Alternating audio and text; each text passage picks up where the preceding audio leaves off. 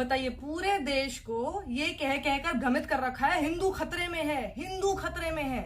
लेकिन जब सवाल पूछ लिया रिटन फॉर्म में आरटीआई डाल के, तो गृह मंत्रालय कहता है हिंदू खतरे में है जैसी सारी बातें सिर्फ काल्पनिक हैं।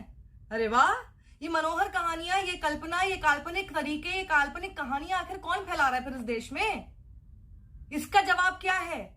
पूरे देश को नचा रखा है कह कहकर के हिंदू खतरे में है, हिंदू धर्म खतरे में है, हिंदुइज्म इज अंडर थ्रेट। किससे?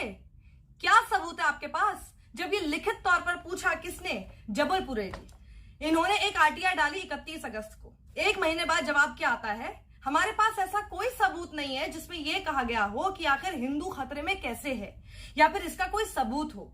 और आरटीआई के जो रूल्स एंड रेगुलेशंस हैं उसके हिसाब से उनको वो सारे जवाब ही देने पड़ेंगे जो उनको लगता है कि उनके पोजेशन में है, या फिर जिसका वो जवाब देने के लिए उनके सामने साक्ष्य हो। और ऐसी कोई चीज का साक्ष्य ही नहीं है। तो ये पूरे देश में आखिर पिछले 7 साल से ये बोल बोलकर कि हिंदू खतरे में है, हिंदू खतरे में है कहकर आपस में लड़ा रखा है।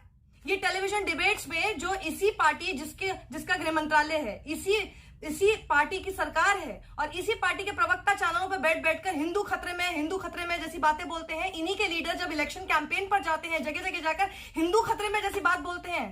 उत्तर प्रदेश के मुख्यमंत्री को ले लीजिए ना, योगी आदित्यनाथ को। हर जगह जब भी वो जाते हैं, देख लीजिएगा, अभी चुनाव आ रहे हैं, चुनावों में देखिएगा वो किस तरह से हिंदू खतरे में जैसी बात बोलेंगे। पिछली बार भी उन्होंने ये कहा था, जहां पर भी वो जाते हैं चुनाव प्रचार में हमेशा इसी बात का राग अलापते हैं ये लोग कि हिंदू खतरे में है। तो फिर सरकार के पास इस बात का साक्ष्य, इस बात का कोई भी सबूत क्यों नहीं है? इतना ही तो मांगा था।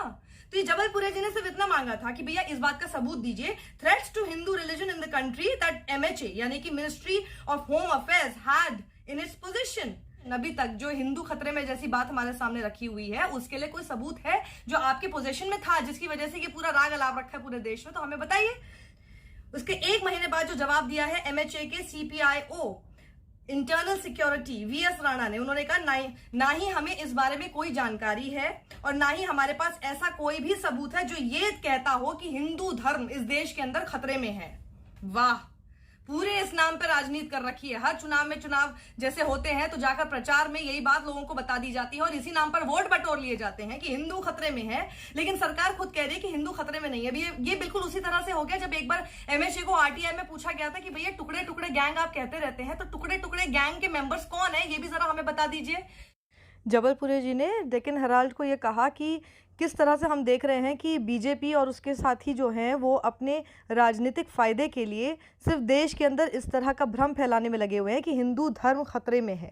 और साथ ही उन्होंने कहा कि जो आरएसएस की जो फ्लैगशिप प्रार्थना है जो कि संस्कृत में है, वो कहती है नमस्ते सदा वत्सले मातृभूमि, जिसका मतलब है कि हिंदू धर्म और भारत माता को बचाना है। और यही प्रेयर, यही प्रार्थना जो है ये देश भर में अक्रॉस द कंट्री दिन में 2 बार बोली जाती है, इतनी तेज़।